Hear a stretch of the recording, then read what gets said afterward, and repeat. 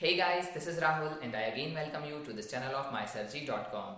Guys, आज के video में हम CSS के सेलेक्टर्स को डिस्कस करने वाले हैं।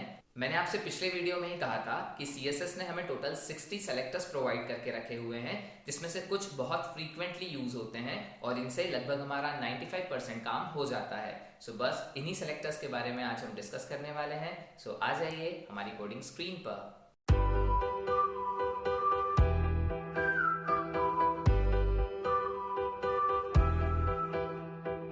सो गाइस, ये वो कोड है जो हमने पिछले वीडियो में डिस्कस किया था। हम लोगों ने इस कोड में CSS को इंटरनल स्टाइल में यूज़ किया हुआ है और हमने पिछले वीडियो में एक सेलेक्टर के बारे में समझा था जिसे हमने कहा था एलिमेंट सेलेक्टर। सो इस एलिमेंट सेलेक्टर को यूज़ करके मैंने कुछ CSS प्रॉपर्टीज़ इस पर सेट की जिसका इफेक्ट मुझे उस एलिमेंट पर देखने को मिला था। आज के इस वीडियो में हम CSS सेलेक्टर्स के बारे में ही डिस्कस करने वाले हैं कि CSS ने हमें और कितने सेलेक्टर्स प्रोवाइड किए हैं जिसके थ्रू हम प्रॉपर्टीज़ को सेट करके उसका इफेक्ट एलिमेंट पर देख सकते हैं। मैंने आपसे पिछले वीडियो में ही कहा था कि CSS ने आपको टोटल 60 सेलेक्टर्स प्रोवाइड करके रखे हुए हैं, जिसमें से आज हम मोस्ट फ्रीक्वेंटली यूज होने वाले सेलेक्टर्स को डिस्कस करेंगे और लगभग आपका 95% काम इन्हीं सेलेक्टर्स की हेल्प से हो जाएगा जिसे हम आज डिस्कस कर रहे हैं। चलिए, तो अब सेलेक्टर्स के कॉन्सेप्ट को समझने के लिए मैं यहाँ पर दो एलिमेंट्स और बना लेता हूँ। एक बना लेता हूँ पैराग्राफ एलिमेंट और एक बना लेता हूँ हेडिंग एलिमेंट। तो मैंने यहाँ पर ये दो पैराग्राफ एलिमेंट बना लिए हैं। पैराग्राफ की शुरुआत होती है पी टैग से और ये क्लोज होता है पी टैग पर। इसके बीच में मैंने कंटेंट लिखा है दिस इज पैरा 1 जो एक पैराग्राफ जनरेट करेगा। उसी तरीके से एक दूसरा पैराग्राफ बना रखा है जिसका कंटेंट है दिस इज पैरा 2 और यहाँ पर एक हेडिंग बना रखी है दिस इज फर्स्ट हेडिंग और उसके बाद फिर एक और हेडिंग बना रखी है दिस इज सेकेंड हेडिंग। यहाँ पर मैंने H1 हेडिंग यूज किया हुआ है। HTML ने आपको टोटल 6 हेडिंग्स दी हुई है जो H1 से लेके S6 तक होती है, जिसमें से H1 का साइज सबसे बड़ा होता है और H6 का साइज सबसे छोटा होता है। चलिए, तो अब मेरे पास कोड में टोटल 6 एलिमेंट्स हैं जिसमें से 2 डिव हैं, 2 पैरा हैं और 2 H1 हेडिंग है। इसे एक बार सेव कर लेते हैं और देखते हैं कि इसका लुक किस तरीके से आ रहा है। ये आपका hello world and welcome to HTML जिस पर पहले से कुछ CSS प्रॉपर्टी सेट है। ये आपके 2 पैराग्राफ्स और ये आपकी 2 हेडिंग्स। चलिए, अब इस पैराग्राफ के कंटेंट को भी मैं रेड कलर का बनाना चाहता हूं और इसका साइज भी मैं 30 पिक्सल्स देना चाहता हूं। तो इसके लिए मुझे यहां पर एलिमेंट यूज करना होगा P। अब ये जो मैं सेलेक्टर यूज कर रहा हूं that is element selector. Element selector में मुझे सिर्फ उस टैग का नाम देना होता है जिस पर मैं CSS के थ्रू डेकोरेशन परफॉर्म करना चाहता हूं। तो मैंने यहाँ दिया P, इसके बाद लगाइए करली ब्रेस और उसके बाद ये जो प्रॉपर्टी है यही मैं सेट करना चाहता हूं, इसलिए मैं यहाँ पर इन प्रॉपर्टीज को लिख देता हूं और इसे करिए सेव और इसे करिए रन। अब आपके पैराग्राफ का कंटेंट भी रेड कलर में दिखाई दे रहा है और इसका साइज भी 30 पिक्सल है। अब अगर आपके दो एलिमेंट्स पर बिल्कुल सेम CSS प्रॉपर्टीज यूज की जा रही है तो आप इन दोनों एलिमेंट्स की ग्रुपिंग भी कर सकते हैं और इसकी ग्रुपिंग करने के लिए आपको div के बाद लगाना होगा एक कॉमा और फिर लिखना होगा P और यहाँ नीचे लिखे हुए इस कोड को यहाँ से कर दीजिए रिमूव। इसे करता हूँ मैं सेव और इसे एक बार रीलोड करके देखिए। The same effect. तो अगर आपको मल्टीपल एलिमेंट्स के ऊपर सेम इफेक्ट चाहिए तो आप उसे कॉमा करके सेपरेट कर सकते हैं। अगर मुझे H1 पर भी यही इफेक्ट चाहिए होगा तो मैं कॉमा करके लिख दूंगा H1 और मुझे H1 पर भी वही इफेक्ट मिलेगा जो मुझे इस पर्टिकुलर पैराग्राफ डिव पर मिल रहा है। चलिए, अब जो दूसरा सेलेक्टर आपको CSS की तरफ से मिलता है उसे हम कहते हैं ID सेलेक्टर और इस सेलेक्टर को यूज करने के लिए हमें किसी पर्टिकुलर एलिमेंट को एक आईडी प्रोवाइड करनी होती है। जैसे मान लीजिए अगर मैं चाहता हूं कि इस वाले डिव का कलर ग्रीन हो जाए मैं इसे दूंगा एक आईडी। तो मैंने कहा ID equal to suppose D1, ये नाम आप कुछ भी रख सकते हैं और इसके बाद आप CSS में जाकर लिखेंगे #D1। #D1 का मतलब होता है कि आप एक आईडी सेलेक्टर को यूज कर रहे हैं, तो जिसकी भी ये आईडी होगी उसके ऊपर इस पर्टिकुलर सेलेक्टर के अंदर जो प्रॉपर्टीज मेंशन की जाएगी वो अपना इफेक्ट ट्रांसफर करेगी। अगर मैंने यहाँ लिख दिया कलर कोलन ग्रीन तो जिसकी भी आईडी D1 है वो पर्टिकुलर एलिमेंट ग्रीन कलर से रिप्रेजेंट होने लगेगा।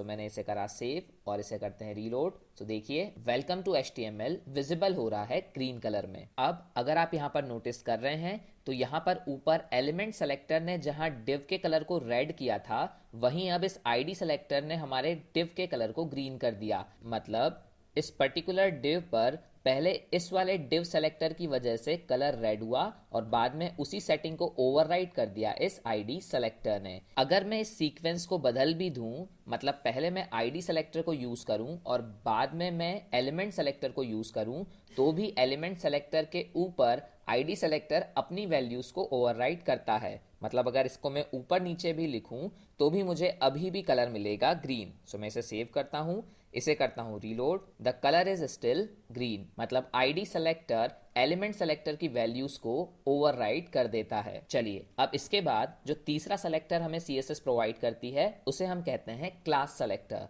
क्लास सेलेक्टर को यूज करने के लिए आपको जिस भी एलिमेंट पर इसे यूज करना है, पहले उसमें आपको लिखना होता है class equals to some value. आप यहां पर कोई भी वैल्यू दे दीजिए, मैंने कहा जैसे C1। अब इस पर्टिकुलर क्लास सेलेक्टर को यूज करने के लिए आप यहां लिखें डॉट C1, इसके बाद लगाएं ब्रेस और अब यहां पर CSS प्रॉपर्टी को कर दे मेंशन। मैं इसके कलर को कर देता हूं ब्लू। सो इसे करिए सेव और इसे मैं करता हूं reload. So now the paragraph 1 is visible in blue colour. अगर आप यहां पर भी नोट कर पा रहे हैं तो देखिए पैराग्राफ मैंने एज अ एलिमेंट सेलेक्टर भी यूज किया हुआ है, जिसकी सेटिंग को फिर ओवरराइड किया है हमारे क्लास सेलेक्टर ने। सो अगर मैं एक ही एलिमेंट पर तीनों सेलेक्टर्स को यूज करूं तो जिसका इफेक्ट उस एलिमेंट पर परसिस्ट करेगा वो होगा हमारा id सेलेक्टर। चलिए इस चीज को करके देख लेते हैं। सो मैंने यहां इस div को एक id दे रखी है D1। मैं इसे क्लास भी दे देता हूं, क्लास इक्वल्स टू C1। यहां से मैं ये क्लास रिमूव कर रहा हूं और यहां से मैं इस p और h1 को भी रिमूव कर रहा हूं।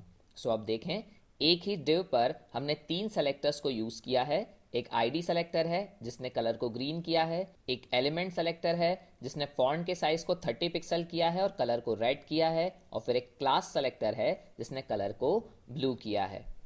चलिए तो अब इस कोड को अगर मैं रन करके देखूं तो टॉप टू डाउन में क्योंकि सबसे पहले id सेलेक्टर आ रहा है, इसलिए id सेलेक्टर हमारे इस div के कलर को कर देगा ग्रीन। उसके बाद आ रहा है हमारा एलिमेंट सेलेक्टर जो इसके फॉन्ट साइज को कर देगा 30 पिक्सल, पर क्योंकि colour property already id selector ने सेट की हुई है इसलिए ये उसे ओवरराइड नहीं कर पाएगा, बल्कि अभी भी कलर रहेगा ग्रीन। इसके बाद आएगा हमारा क्लास सेलेक्टर। क्लास सेलेक्टर भी id सेलेक्टर के थ्रू सेट की गई वैल्यू को ओवरराइड नहीं कर पाएगा और इसका कलर स्टिल रहेगा ग्रीन। सो अगर आप एलिमेंट सेलेक्टर के थ्रू कोई प्रॉपर्टी सेट करते हैं तो उसे क्लास सेलेक्टर ओवरराइड कर सकता है, और अगर आप क्लास सेलेक्टर के थ्रू कोई प्रॉपर्टी सेट करते हैं तो id सेलेक्टर उसे ओवरराइड कर सकता है। पर अगर id सेलेक्टर ने कोई प्रॉपर्टी सेट कर दी तो फिर उसे एलिमेंट और क्लास दोनों ही सेलेक्टर ओवरराइड नहीं कर सकते। यहां पर सीक्वेंस मैटर नहीं करता, मैटर करता है कि प्रॉपर्टी किस सेलेक्टर के थ्रू हुई है सेट। चलिए तो अगर मैं इस कोड को रन करके देखूं तो क्योंकि मैं div के बाद से h1 और p हटा चुका हूं, इसलिए अब हमारे पैराग्राफ और हेडिंग टैग अपने नॉर्मल फॉर्म में वापस आ जाएंगे। हमारा div टैग दिखेगा ग्रीन कलर का, पर एक प्रॉपर्टी हमारे एलिमेंट टैग ने भी सेट करके रखी हुई है which is font size 30 pixel, तो ये 30 पिक्सल ही दिखाई देगा। पर क्योंकि कलर प्रॉपर्टी हमारे id सेलेक्टर ने सेट की है इसलिए एलिमेंट सेलेक्टर इस कलर प्रॉपर्टी को ओवरराइड नहीं कर पाएगा और ना ही क्लास सेलेक्टर उसे ओवरराइड कर पाएगा। तो ये मुझे दिखेगा ग्रीन कलर से और ये दिखेगा ब्लैक कलर से, वो भी नॉर्मल फॉन्ट साइज में। चलिए तो मैं इसे सेव कर देता हूं और एक बार रन करके देखते हैं। सो ये आ गए हैं हमारे नॉर्मल स्टाइल में और ये अभी भी दिखाई दे रहा है हमारा ग्रीन कलर से। चलिए अब अगर यहाँ क्लास सेलेक्टर में मैं कहता हूं फॉन्ट डैश साइज :35 पिक्सल्स, सो ये ओवरराइड होगा या नहीं? बिल्कुल ये ओवरराइड हो जाएगा क्योंकि एलिमेंट सेलेक्टर ने साइज सेट किया था 30 पिक्सल। इसके बाद आता है क्लास सेलेक्टर जिसने अब साइज को बढ़ा के कर दिया है 35 पिक्सल। तो अब हमें जो अल्टीमेट दिखाई देगा दैट इज द 35 पिक्सल। तो मैं इसे कर देता हूं सेव, एक बार करिए run. Now the size is increased by the 5 pixel. चलिए अब मैं क्लासेस की भी ग्रुपिंग कर सकता हूं। मेरा कहने का मतलब ये है कि अगर मैं चाहता हूं कि ये पैराग्राफ 35 पिक्सल फॉन्ट साइज से बन जाए और इसका कलर ब्लू हो जाए, सो मुझे यहां क्लास सेट करनी होगी C1। सो C1 क्लास की प्रॉपर्टीज इस पर्टिकुलर P पर भी हो जाएगी इंप्लीमेंट।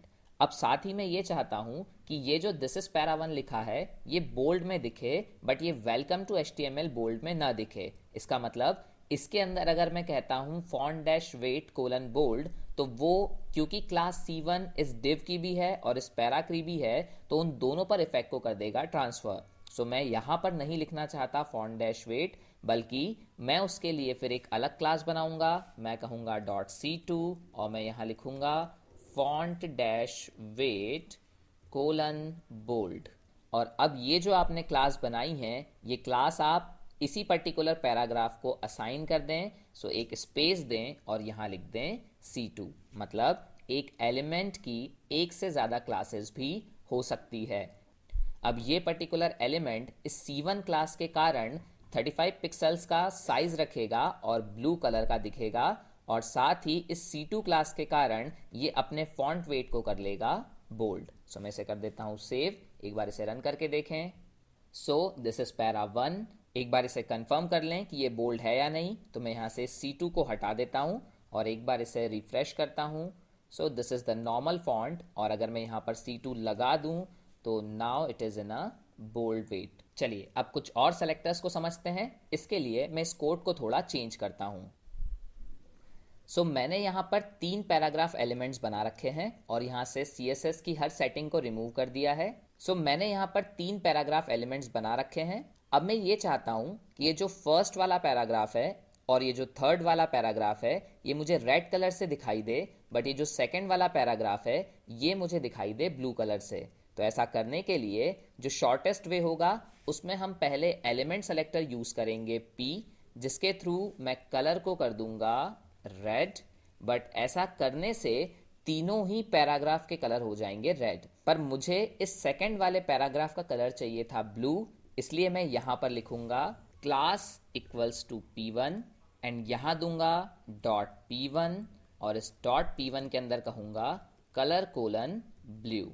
चलिए, तो ऐसा करने से जो आउटपुट मुझे मिलेगा उसे हम देख लेते हैं। मैं इसे करता हूं सेव और इसे करता हूं reload. So this is the output. Paragraph 1 और 3 है रेड कलर का और पैराग्राफ 2 है ब्लू कलर का। चलिए अब इस कोड में मैं थोड़ा सा और मैनिपुलेशन करता हूं। मैं एक हेडिंग और बनाता हूं। इस हेडिंग का कलर भी मुझे ब्लू करना है, इसलिए इस हेडिंग में भी मैं क्लास यूज कर लेता हूं P1। सो अब इस हेडिंग का कलर भी हो जाएगा ब्लू। तो इसे करें सेव एक बार और ज़रा इफेक्ट को देख लें। So now heading is also in a blue colour. But अब मैं ये चाहता हूं कि ये जो पैराग्राफ है इसका फॉन्ट साइज हो जाए 30 पिक्सल, बट मैं इस हेडिंग के साइज को बदलना नहीं चाहता।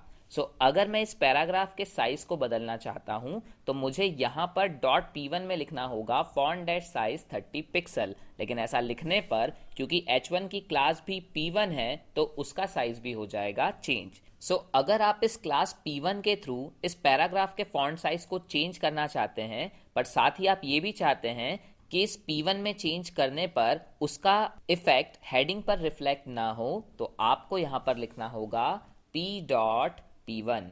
P.P1 का मतलब P हो गया पैराग्राफ और इस पैराग्राफ की क्लास है P1। तो एक ऐसा एलिमेंट ढूंढिए जो पैराग्राफ हो और जिसकी क्लास P1 हो। सो दिस इज द एलिमेंट जो पैराग्राफ है और इसकी क्लास है P1।